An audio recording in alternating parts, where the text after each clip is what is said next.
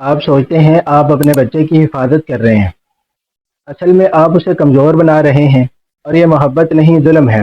ہم کیا کرتے ہیں کہ خبردار میری اجازت کے بغیر کچھ مت کرنا، باہر مت جاؤ، گر جاؤ گے، روکو تم سے نہیں ہوگا، یہ کام میں کر دیتا ہوں۔ ہم بچے کو ہر قدم پہ روکتے ہیں اور اس کے ہر فیصلے کے آگے آ جاتے ہیں، اور یہ سمجھتے ہیں کہ یہ محبت ہے۔ مگر بچے نے کیا سیکھا کہ میں خود کچھ نہیں کر سکتا۔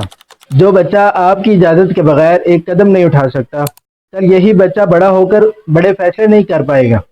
ذرا سی مشکل آئے گی رو دے گا، کوئی نیا بندہ ملے گا ڈر جائے گا، ذمہ داری آئے گی بھاگ جائے گا۔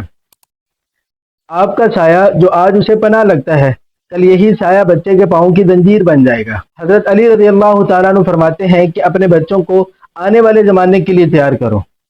اب ذرا سوچیں کہ کیا ہم اپنے بچوں کو آنے والے زمانے کے لیے تیار کر رہے ہیں یا اپنے لیے محتاج بنا رہے ہیں؟ ذمہ داری سکھانا نیکی ہے، مگر بچپن چھین لینا ظلم ہے۔ ماہرین کہتے ہیں کہ جن بچوں کو چھوٹی عمر میں فیصلے کرنے دیے جائیں، وہ بچے بڑے ہو کر 3 گنا زیادہ پر اعتماد ہوتے ہیں۔ کیوں؟ کیونکہ اعتماد گرنے اور اٹھنے سے آتا ہے، روکنے اور بچانے سے نہیں آتا۔